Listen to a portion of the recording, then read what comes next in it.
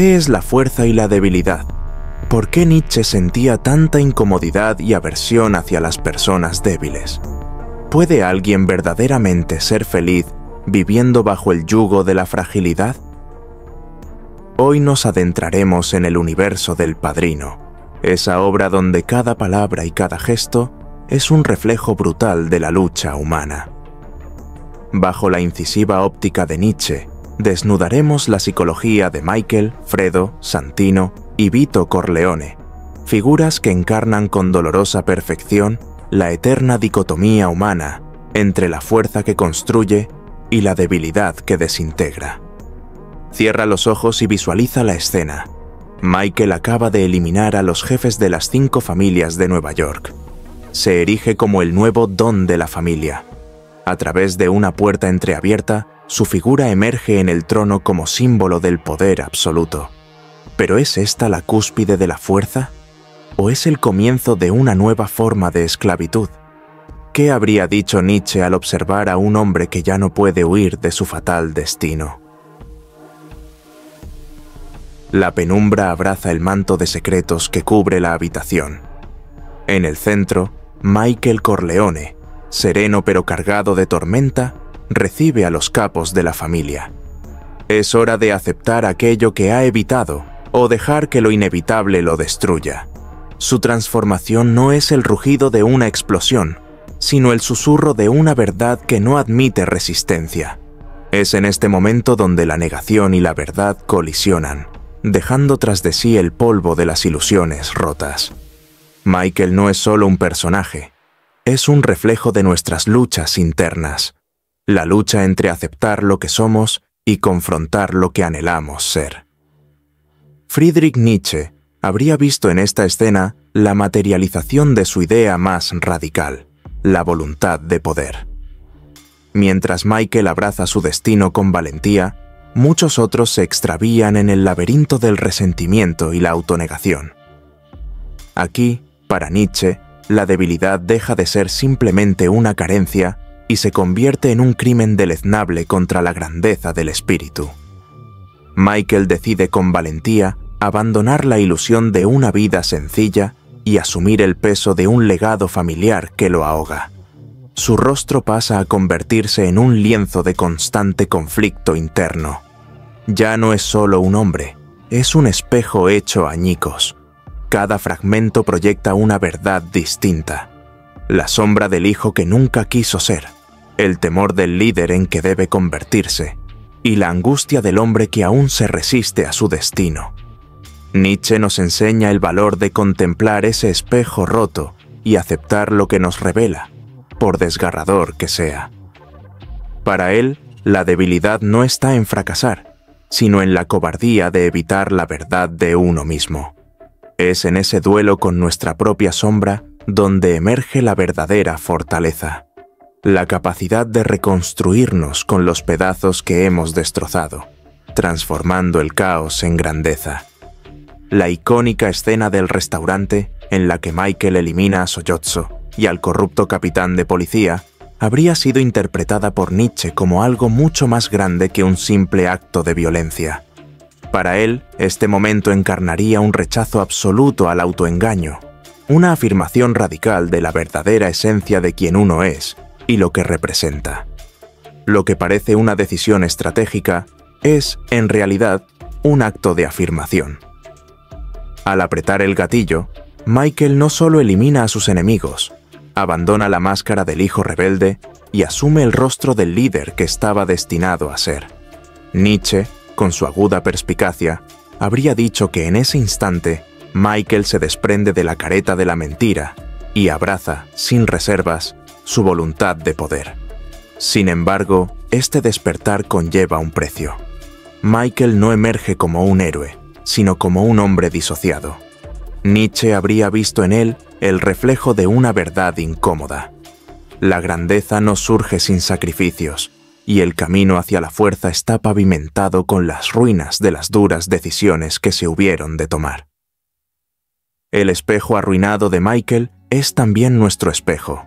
Cada uno de nosotros enfrenta elecciones diarias que definen quiénes somos. La pregunta que el Padrino y Nietzsche nos plantean es clara. ¿Tenemos el valor de enfrentar nuestras sombras y aceptar la verdad? Porque solo en esa aceptación comienza la transformación. En El Padrino, en nuestro análisis sobre la fuerza, la debilidad y el poder, sería imposible obviar y pasar por alto la figura de Fredo Corleone. Fredo es más que un personaje, es una advertencia. Su debilidad no radica en su falta de fuerza física o poca habilidad, sino en algo mucho más profundo: su resentimiento. Fredo, escondido detrás de las sombras de su padre y hermanos, acaba siendo la grieta de la roca más sólida. Es incapaz de aceptar que, sin serlo, es el hijo menor en todos los sentidos. Cada gesto, cada palabra, revela su necesidad desesperada de ser reconocido, de ser importante. Pero, como Nietzsche habría señalado, ese anhelo, cuando no se enfrenta con honestidad, se convierte en veneno. Según Nietzsche, el resentimiento es la enfermedad del alma. Es mucho más que envidia, es una deformación de nuestros valores, una narrativa que nos hace despreciar aquello que no podemos alcanzar. Fredo es incapaz de confrontar su inseguridad y es por ello que traiciona a su hermano Michael. No por ambición, sino por desesperación. Es un hombre que no puede soportar su propia verdad y en su debilidad pone en peligro a todos los que ama. Nietzsche vivió rodeado de sombras similares. Su vida estuvo marcada por la enfermedad, el aislamiento y la incomprensión. Sufría terribles migrañas que a menudo lo dejaban postrado en la oscuridad durante días. Sus amigos, pocos y lejanos, lo veían como un excéntrico imposible de entender. Incluso su familia lo rechazó en muchos momentos. Sin embargo, Nietzsche nunca dejó que esas sombras se convirtieran en resentimiento. Para él, las dificultades eran forjas donde templar la voluntad. Como él mismo decía, no me han vencido, me han hecho más fuerte. En Fredo, Nietzsche habría visto un ejemplo claro de lo que ocurre cuando dejamos que nuestras sombras nos gobiernen. La escena en el lago, donde Fredo intenta justificar su traición, es desgarradora. Sus palabras, «Soy tu hermano, merezco respeto», no son un grito de justicia, sino un eco de su incapacidad para aceptar su lugar. Nietzsche describió esto como la revaluación de valores. El resentido transforma su fracaso en virtud, su envidia en moralidad y su debilidad en una excusa para atacar a los demás. Aquí vemos el ejemplo claro de cómo la debilidad es en definitiva una forma de deshonestidad disfrazada de fragilidad. Para Nietzsche, solo la fuerza auténtica puede dar origen a la verdadera felicidad y a la bondad genuina. Confiar en alguien débil, por lo tanto, no es más que un acto de peligrosa ingenuidad, casi una temeridad.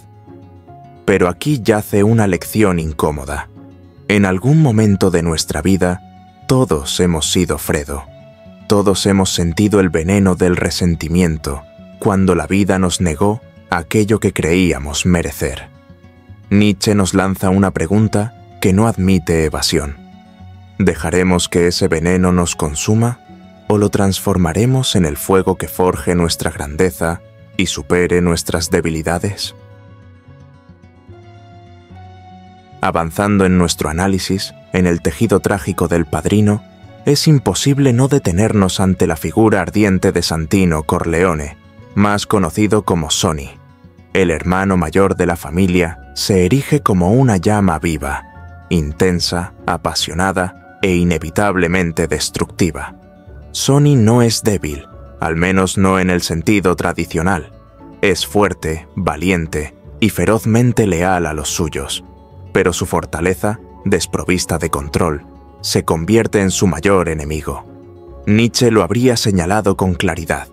Una voluntad desenfrenada, sin dirección ni propósito, es simplemente otra forma de debilidad disfrazada de fuerza. Sonny vive según sus impulsos, incapaz de refrenar su ira o de ver más allá del momento presente. En cada golpe que lanza y en cada decisión impulsiva, sacrifica algo de sí mismo y de su familia. la escena en la que abandona la seguridad de su hogar para vengar a su hermana, sin pensar en las consecuencias, es una ilustración perfecta de lo que Nietzsche describe como la voluntad desorganizada. Sonny actúa, pero no gobierna su acción. Es esclavo de su furia, y su fin trágico es la consecuencia de una total incapacidad de reflexión, dejando que sus pasiones tomen el timón. Nietzsche habría visto en Sonny un ejemplo de fuerza mal dirigida. En sus escritos, el filósofo alemán nos habla del Übermensch, el hombre que trasciende sus limitaciones y organiza su voluntad hacia un propósito superior. Pero Sonny está atrapado en lo que Nietzsche llamaría el estado de animalidad. No reflexiona, no crea, solo reacciona a base de fuerza bruta. Y en esa falta de control se encuentra su debilidad. Como Nietzsche escribe, el hombre más fuerte solo es aquel que puede ser amo de sí mismo. ¿Y tú? ¿Eres como Sonny, guiado por impulsos que te dominan? ¿O tienes el coraje de enfrentar tus emociones y transformarlas en una fuerza creativa? Cada instante de furia, cada arrebato de frustración, es una encrucijada. ¿Serás un río desbordado que arrasa todo a su paso, o encontrarás el cauce que da dirección y propósito a tu poder? Llegamos, ahora sí, al punto álgido de nuestro análisis. Es el momento de adentrarnos en la psicología de Don Vito Corleone, alguien mucho más que un líder, un escultor del destino, un hombre que toma el mármol informe de la vida y lo cincela hasta darle la forma deseada. En Vito, Friedrich Nietzsche habría visto la encarnación del Übermensch, ese ser que no se somete a la moralidad impuesta y que crea sus propios valores. Vito representa esta idea. Su vida no se rige por las reglas de los demás, sino por un código que él mismo ha forjado. Uno donde la familia, la lealtad y el honor son los pilares de su existencia. Vito no se resigna a ser víctima de las circunstancias. Las desafía, las moldea y las convierte en el cimiento de su propio imperio. Desde su llegada a América, siendo apenas un niño huérfano, Vito muestra una cualidad que trasciende la mera supervivencia, una voluntad organizada, una visión que no se deja arrastrar por la desesperación. Nietzsche habría admirado en él la capacidad de mirar al abismo sin titubear y responder con creación, no con resignación. Cada decisión de Vito, desde el asesinato de Don Fanucci hasta la construcción de su red de influencia, no es solo estratégica, sino profundamente afirmativa. Él no dice no al mundo, sino sí a su propio poder. Es el vivo ejemplo de que la honestidad, la bondad y la confianza jamás pueden surgir de la debilidad. La verdadera fuerza emana de la capacidad de actuar conforme a la propia voluntad. No basta con desear hacer las cosas, es imprescindible tener la fortaleza para llevarlas a cabo. Un hombre que no pasa tiempo con su familia nunca será un hombre de verdad. Estas palabras de Vito no son solo un consejo, son una declaración filosófica. Para él, la familia no es un refugio sentimental, sino la manifestación concreta de su voluntad. Nietzsche habría visto en esta idea una expresión del amor fati, el amor al destino. Para Vito, la familia es su legado, su creación, su afirmación de que incluso en un mundo de caos se puede construir algo sólido y eterno. Pero esta creación no está exenta de tragedia. Como todo gran artista, Vito sabe que su obra no le pertenece del todo. Su imperio, construido con sangre y sudor, se convierte en una pesada carga para sus hijos. Michael hereda su astucia, pero pierde su humanidad.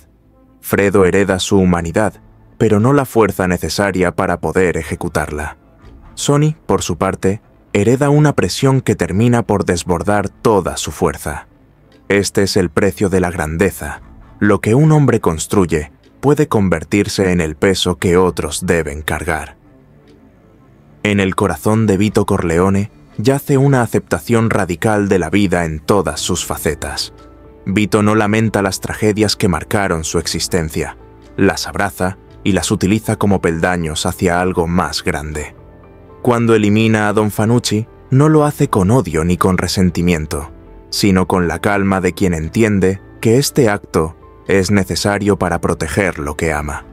Es esta aceptación lo que lo distingue de sus hijos. Michael lucha entre lo que quiere y lo que debe. Fredo sucumbe al resentimiento y Sonny es arrollado por la voluntad desorganizada. Pero Vito se mantiene firme, guiado por una voluntad que no vacila. Nietzsche habría visto en él la encarnación del espíritu que afirma la vida, que no huye de sus sombras, sino que las integra en su luz.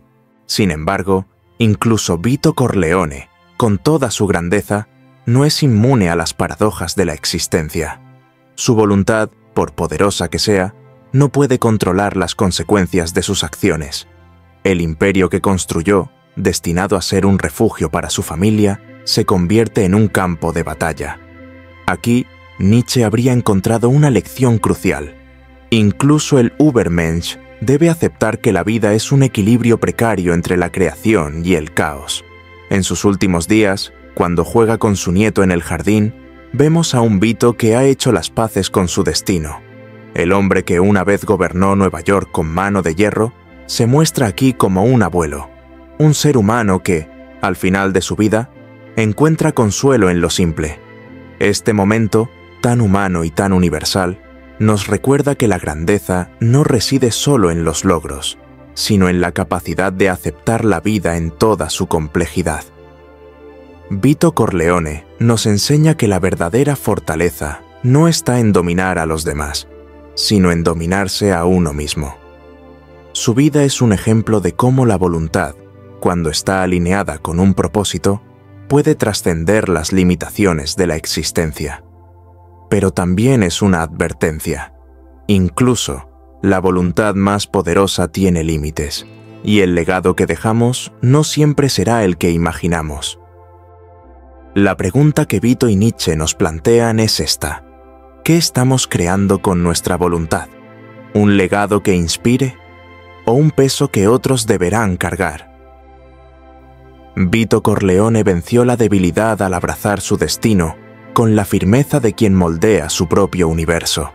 Michael la enfrentó, pagando el precio de su alma en el proceso, mientras que Fredo y Sonny sucumbieron respectivamente a la fragilidad y al ímpetu desbocado. Pero, ¿qué hacemos nosotros aquí y ahora? No somos Corleone, ni vivimos en un mundo de mafias y pactos de sangre, pero nuestras luchas son igual de reales, nuestras elecciones igual de decisivas. Cada día, al despertar, nos enfrentamos a nuestros propios abismos, a las traiciones de nuestra voluntad, a las sombras que intentan silenciarnos. La pregunta que Nietzsche y el Padrino nos lanzan es una daga directa al corazón. ¿Serás el arquitecto de tu destino o la víctima de tu debilidad? La elección es tuya. ¿Qué harás con tu voluntad? ¿Dejarás que el resentimiento y la debilidad la corrompan? No necesitas un imperio para demostrar tu fuerza. Basta con que vivas cada día con autenticidad, enfrentando tus miedos y afirmando la vida en toda su complejidad. Deja un comentario con las palabras «nunca débil», como un compromiso contigo mismo. Un grito silencioso que declare que estás listo para enfrentarte a tu verdad, para forjar tu voluntad, para superar tus propias sombras. Porque, al final, la verdadera pregunta no es quién eres hoy, sino quién decides ser mañana. Atrévete a ser un Übermensch del siglo XXI.